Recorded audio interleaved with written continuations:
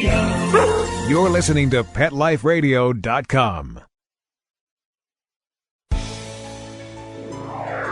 Is your pet stressed out? Does your pet need annual vaccines? Which pet is best for a child? Would you know if your dog was in pain?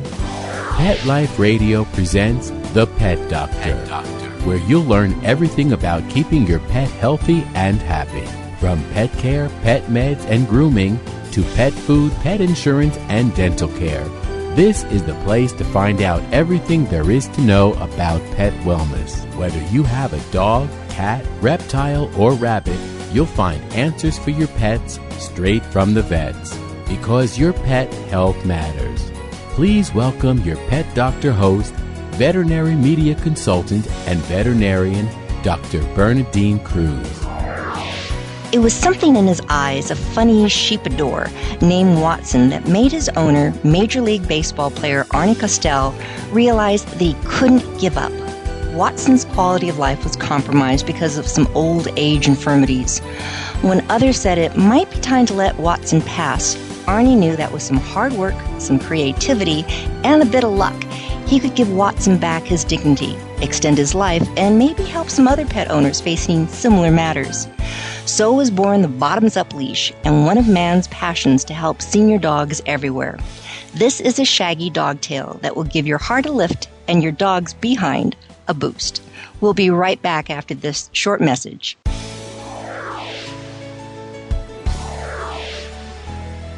Please have a seat in the waiting room. The doctor will be with you shortly, right after these messages.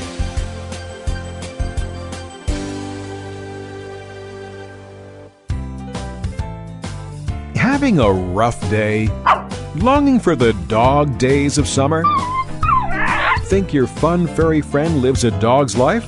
Well, find out everything you're begging to know as Pet Life Radio presents It's a Doggy Dog World with pet expert and award-winning author Liz Palaika. Every dog has his day, and you'll find out how to make your dog's day fun and rewarding. Every week, on demand, only on PetLifeRadio.com.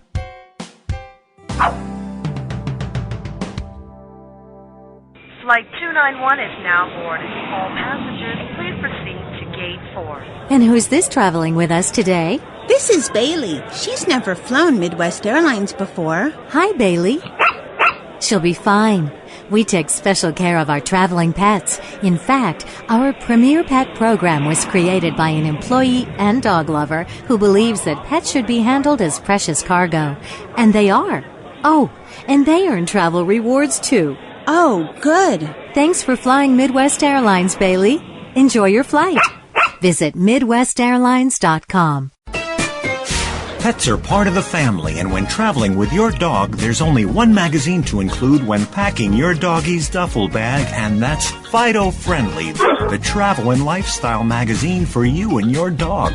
Each bi-monthly issue includes hotel, city, and state reviews, and doggy destinations to explore with your furry companion. Fido Friendly magazine can be found at Borders, Barnes & Noble, PetSmart, Pet Boutiques, and Fido Friendly hotels nationwide. Or you can go online to subscribe at www.fidofriendly.com. So get traveling with your pet today and leave no dog behind. And remember, Fido Friendly's the only magazine dedicated to the travel lifestyle of man's best friend, and the one magazine your dog will thank you for.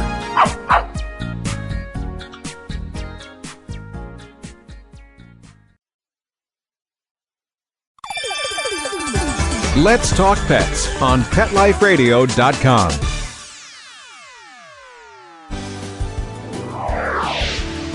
Welcome back to the Pet Doctor on Pet Life Radio with Dr. Bernadine Cruz. The doctor is in and will see you now. Well, today's guest is Arnie Costell. Arnie, thank you so much for being with us. I know that this is going to be a really boring interview. You have enough energy to keep everyone on the internet awake today. Thank you so much for being with me. Bernadine, thank you. Well, first of all, let's talk about that baseball background. I'm sure a lot of people are going, that name sounds familiar. Who did you play for, Arnie? Well, I originally was signed by the Detroit Tigers, and I played a couple years with them, and then was pretty much my fantasy was traded to one of the New York teams. I was traded to the New York Yankees. And, I grew up in New York, and, there are some things you just want to do, it's your dreams growing up. And one of mine, I always wanted to play professional baseball, and I really got part of my fantasies realized by playing with the New York Yankees. I played almost 10 seasons, and, from the big leagues to the minor leagues to the big leagues. I tell people that I never got any votes for the Hall of Fame, and if you have my baseball card, it's usually in the spokes of a bicycle making a clicking noise. But you had a great time doing it. Something? I learned so much about life and the passion. I still play baseball at 56 years old, hardball. I play in these leagues against younger kids, and I have a blast because it keeps me going. There's a certain tenacity that I carry, and I do a little bit of coaching, and it's just one of those things, where I've been very fortunate in finding some of the things that so-called float my boat. Baseball is one of them for sure. And I know something else that tends to float your boat is dogs, in particular Watson. But before we get to Watson, you were talking about growing up in the New York area, and you told me a story once, because you and I have had the pleasure of meeting in the past. You told me a story about growing up and really being very afraid of dogs. Why did that happen? For someone who loves dogs now, how did you start off being so afraid of them? When I was a child, I was bitten, and I was bitten fairly bad. And when I was like really small, if I saw a dog, I would run across the street. But the freeways, I would do anything to get away from dogs. I would grab my mom's leg. I would just do anything. So she got me my first dog, Barky, who was a boxer and a shepherd mix. And to see if, it was debilitating. It was such a horrible fear. And I loved that dog. But the thing is, I never lost my fear of dogs. I've had big shepherds. I've had Shih Tzus. I've had, of course, Watson. I've had, all kinds of dogs. But until I get to know them, I'm one of those people. When a dog walks in the room, I freeze. That fear comes over me.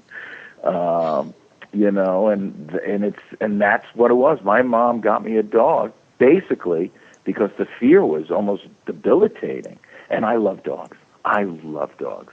The dogs I've had are just, and the dogs that I associate with, I'm very fortunate that, people bring their dogs in to see me. And once I get to know the same dog, and, there's a puppy right down the in my complex where I work named Annie, a little 4-month-old black lab, and I always beat her up and give her pink bellies, and she always goes back to her owner with a little chew stick in her mouth, and we just have a great time. Well, in one respect, I think it's great that you have respect for dogs, because too many children get bitten by dogs because their parents, and the children have never been taught how to approach a dog. So we'll get into that in some other show. But I'm glad that you're over that fear, give or take a little bit. But a dog that really made a difference in your life, and now you actually have a senior pet supply company named after this dog, and this dog is Watson. Give us a little background on Watson. Watson was supposed to have been a sheepdog, and we saw an ad in the papers, sheepdog puppies free. So we went down, and there were 9 puppies. They were not exactly all sheepdog. They were... Something jumped the fence. His dad jumped the fence, and so there were 9 puppies. There were 6 all-black puppies and 3 black and whites. And so we picked out a black and white, and they said we had to come back a week later. And when we did, well, the other black and whites had been given away, and she said there was one left. He was the runt of the litter. We never even saw him. And when we saw him, I literally fit in the palm of my hand, and I just looked at him. He was like all nose. He was just like a big nose. And I fell in love with this dog. And I would take him everywhere. We had a Shih Tzu at the time named Caesar. And Watson was then, now we had a 2-dog house, and I used to, because I still work out, and I'd bring both the guys down, and we'd run, and Watson went everywhere with me. Everywhere. Everybody knew me. They knew Watson. It just seemed to develop. I had the same heartbeat or something. I knew him. He knew me. It's that nonverbal communication that you get with animals. With Watson, it somehow it elevated itself way beyond and off the charts. Now, this sounds like an extra special pup, but then he started having some issues. Yeah. What started happening, and how old was he when it started? I would say he probably was 13, 14 years old. That's a good age. Yeah. He was starting to develop the symptoms of aging, and of course, we deny everything. As somebody who loved him, he would all of a sudden he'd stumble. He tripped. If he had a seizure or whatever. Oh no, he was, he tripped like I do, dizzy. But then when he stopped walking, and walking was so important to Watson and myself. Walking is not, and I really can hear my voice change. My hands are going, as we said. Walking is not so that your dog can just go out and relieve himself or to get a little bit of exercise. When I walked Watson, we solved the world's problems. We were in our own little bubble, our own little sphere. I lived in Malibu, and I walked him on the beach, and it was just a wonderful, wonderful time. I used to sing to him. He would sing to me. We'd see people. I'd make bets with him. Watsy, I bet you can make that little boy stop crying if we saw somebody walking in one direction. I mean, it was like that. Well, when he stopped walking, or his ability to stop walking was becoming more pronounced, I carried him.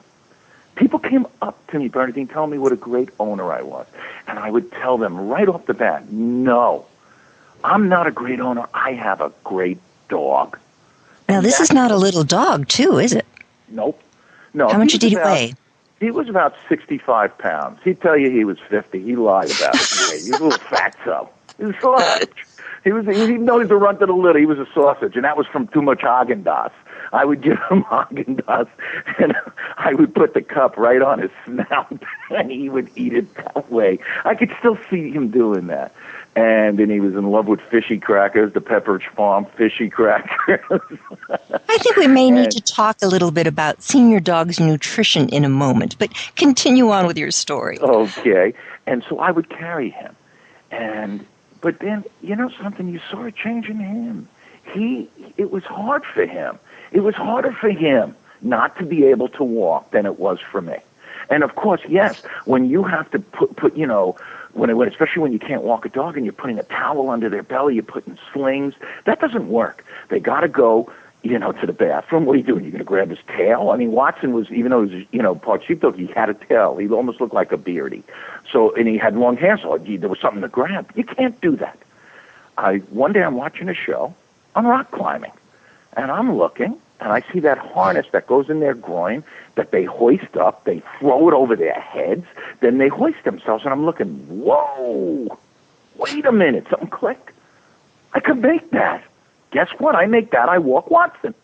I went down to Petco immediately. I bought 5 leashes. I cut them all up. I am looking right now at that original bottoms-up leash. I have it in my office, and there is not enough money in this world that I would ever get rid of this. It's on my website. I have a picture of it with his collar. And I sewed the leashes. I started walking them. And as soon as I started walking them, people came up to me and said, where do you get the leash? And that's when it dawned on me. This is not a unique problem. This is a problem, after doing research, that affects 3 out of 5, 60% of dogs in the United States are affected with walking problems, rear legs, spinal myelopathy, arthritis, hip dysplasia, muscular, neurological, whatever you have. 60% are affected. You're exactly right, Arnie, because it is way too common. And so often, as you were saying, you try to get that towel and sling it under their bellies.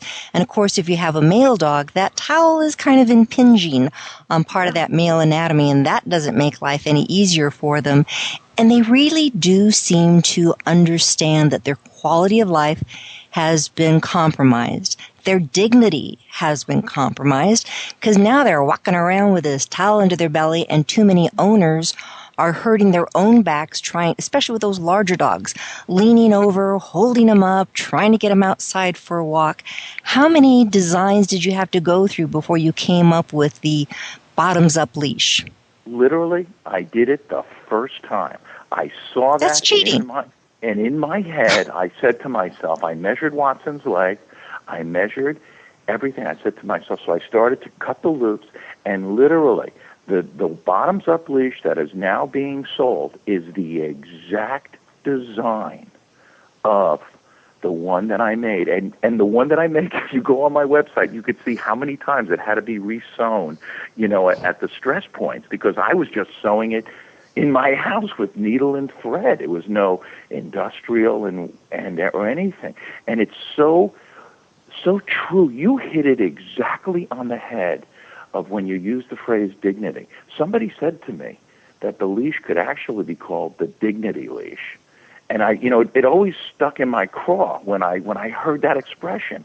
And I have emails from people where people tell me they call it the magic of the leash, that once their dog starts using the leash, he feels like it's his. And even I was featured on a show on CBS, and a young girl was talking about it, and she said, Ralph, he feels like really special because other dogs come up to him when he has the leash and people, and it's like he's got a special thing. It's his, and it's just, when I hear things like that, Bernadine, it just makes me feel so, I know that I did something right, and I also have now come to grips that Watson was put on this planet for a reason, and he was affected with a rear walking problem for a reason, and that reason was to help other people and help other dogs.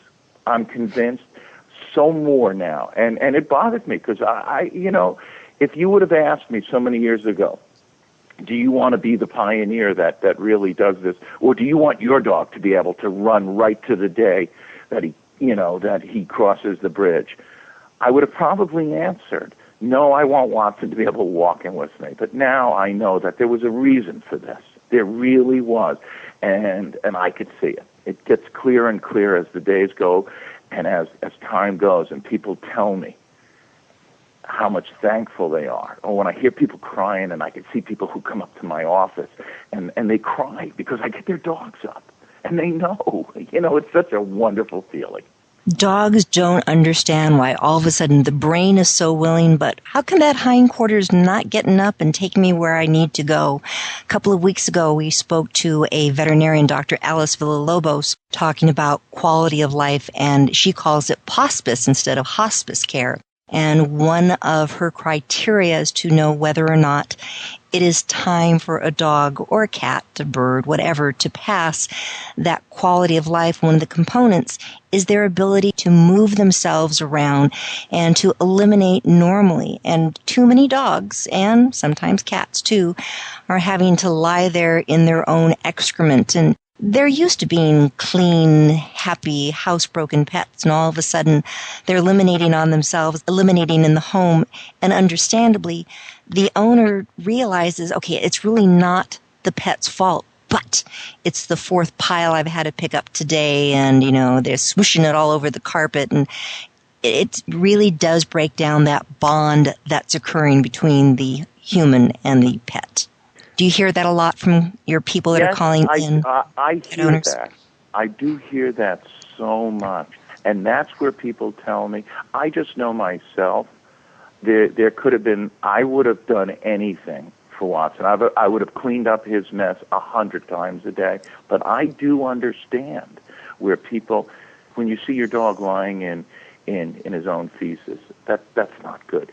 I actually made the decision I had to put down one, and that was tough. Sounds like it's still tough. It is. It's hard for me to talk about it because I can remember when it actually said, when I said I would in my own head, you fight this. Initially, what I used to do is talk to the man upstairs and go, please don't take my dog. Please do not take my dog. He's correct. He's great. He's good. I want him. And then when they start going bad, at least I did, I go, please don't make me play you. You take him. But the decision was when Watson started to urinate on himself, where he just couldn't stop anymore. And when I saw, then there was the urination also had red in it, so I knew there was blood, and I can't let him do that. Arnie, hold that thought, because I know a lot of people go through this, and you, with this product, the Bottoms Up Leash, is really giving thousands of dogs a little lift on their bottoms to keep that good quality going. We'll be right back after this short message.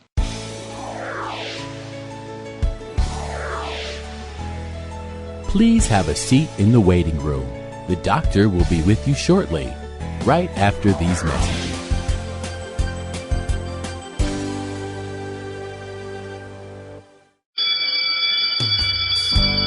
School's in session on Pet Life Radio with Teacher's Pet. Learn how to communicate with your pet, train your pet, and see the world from your pet's point of view. You may even learn a few tricks yourself. Teacher's Pet with pet expert and author Sarah Wilson. Only on PetLifeRadio.com. Ready to take a walk? Not just you, but your whole family. It's the 2008 Whisker Walk, Sunday, June 8th from 9 to 4 at the Lancaster Fairground in Lancaster, Massachusetts. Pet owners and animal lovers walk to lend a paw to benefit the animal shelters and pet charities they love. Come see exhibits, demonstrations, educational programs, special attractions, product giveaways, entertainment, auctions, raffles, food, fun, and things for adults and kids to see, do, and buy, both human and pet-related. Whisker Walk 2008, a fun day for everyone. For more information, log on to whiskerwalk.org.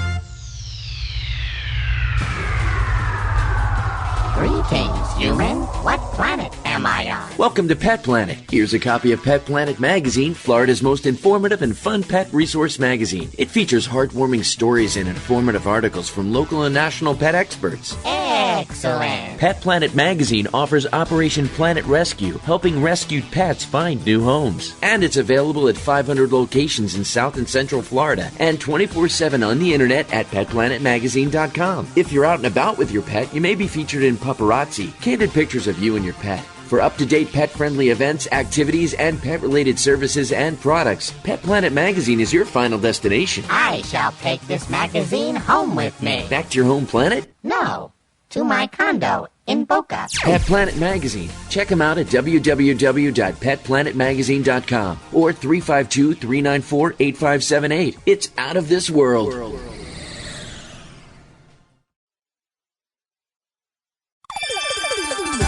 Let's Talk Pets on PetLifeRadio.com.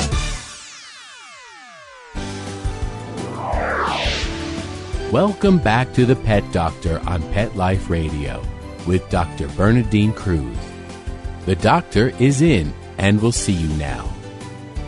My guest today is Major League Baseball player Arnie Costell, who has come up with just a fantastic product to help too many of these dogs who are having hindquarter weakness. And that can be, as you were saying, from old age, Arnie, but it can also be for other reasons. What can be some of those other reasons why people are using that bottoms-up leash? Okay, well, there's things like spinal myelopathy, there's arthritis, there's injuries, dogs that are getting hit by cars. There's so many different things that can make dogs go lame. It's like us. From playing ball, the one thing I learned is about my body. And I mean, I have terrible arthritis. Well, I'm doing things about it, and so consequently, I tell people I don't think I should be put down. And there are so many things that are affecting the way a dog can walk. So many people don't understand that when you have your dog jump off of the bed onto the floor, or jump out of your truck or your car, into the road, that's jarring on the dog's knees, and and things happen. I mean, you now know, Bernadine, there's MRIs for dogs. We're handling the same things that we do for people. We're doing into the canine world. There are so many advances in veterinary medicine that are helping dogs and cats and birds, fish, and everything else of all ages. Now, you have products, not just the bottoms-up leash, on your particular website. What is the website, number one? Okay, it's www.seniorpetsupplies.com. So they are for senior pets, but what do you carry there? Okay, I carry a canine seatbelt. There is now legislation in numerous states. We just passed one in California that you cannot drive with a dog in your lap. You know, a la the Paris Hiltons or whatever, or anybody. You can't have a dog in your lap. The dog is not legally have to be strapped in, but you can't have it in your lap. So the seatbelt is just really something special. I also make dog shoes. I make diapers for dogs. You know, as dogs are getting older, the incontinence. Back up. Dog shoes. Are they like loafers or are they bunny slippers? These are like the Bruno Mollies of the dog. Okay. These are classy. These are the all-terrain My Paws. These are made so that these are rugged. There's a double Velcro strap. They come up high, almost to where the dew claws are. They have a closed cell foam rubber bottom, and they have a ballistic nylon toe plate. They're made of neoprene, so that, you know, people don't understand. When they go to a beach and they take their dogs. First of all, I don't like that because it's so hot. But guess what? They keep their shoes on when they're on the hot sand. But their dogs come, they're burning their feet. Even walking a dog in the summer on the hot asphalt. Then you have snow back east, and people hike with their dogs. And my shoes are awesome for all of that. You know, it's for protection. It's for, safety, when dogs want to go in the water and, up against, they have the rocks in the water. It's really something I think special. Different sizes? Yeah, I have. It's like 7 different sizes, all the way from double extra small to double extra large. I love it. and the seatbelt, yes, is a great idea. I hate seeing dogs though it looks cute, with their little heads sticking out the windows and their ears flapping around. All somebody has to do is slam on the brakes, and this dog is going to go flying. Oh, absolutely. What started what got me thinking about a seatbelt was Watson used to sit in the back of my SUV, and we were on Pacific Coast Highway going about 35, and all of a sudden traffic literally stopped, and I had presence of mind to put my hand between the two seats because I knew he was sitting in the back, and he went flying. I caught his chest with my forearm. He went over my arm, but he landed and did the spin. If not, he's through the windshield. Yeah, horrible. I couldn't even. I don't even like thinking like that. So we have seat belts and doggy shoes and the bottoms up. What else do you have there? Diapers you're mentioning. And diapers. So are they anatomically correct with tails? A tail exit? They have a hole where the tail would go, so that basically they're used for when the dogs are incontinent or a female dog is in heat.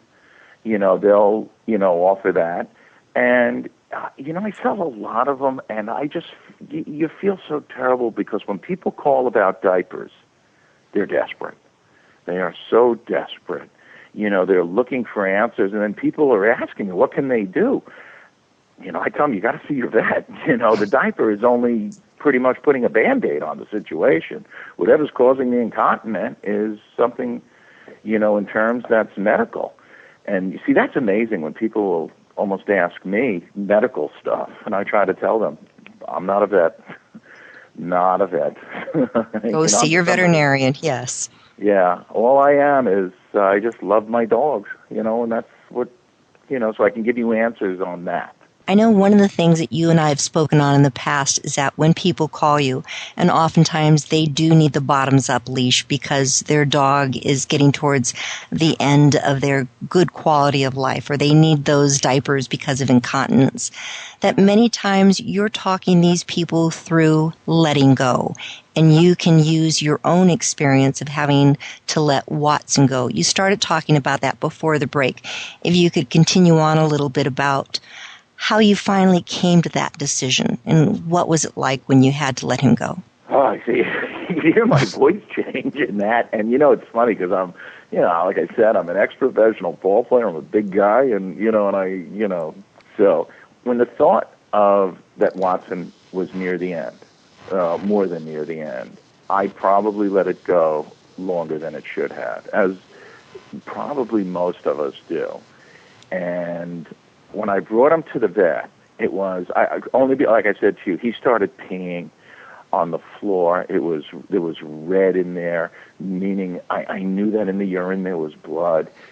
He almost looked at me, I have to tell you, and he almost said to me, "Arnie, I think it's time."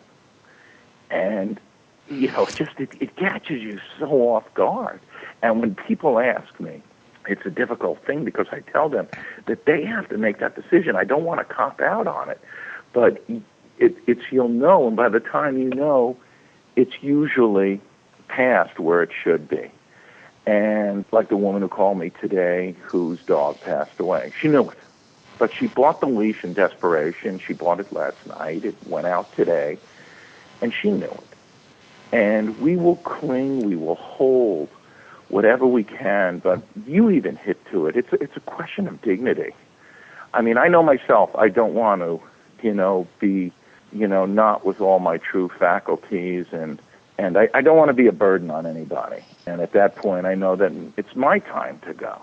And it's the same thing with these wonderful animals. But they can't tell us. But in a way, they can. Watson looked at me. I can still see his face. He was on the floor. He was right by my television. I called my friend to come on over. He was going to take me. And he basically, looking in his eyes, it's okay. He said to me, it'll be okay. And as you can see, it's still tough for me to talk about it. And how many years has it been now? It's been about 5 years now. 5 short years. Yeah.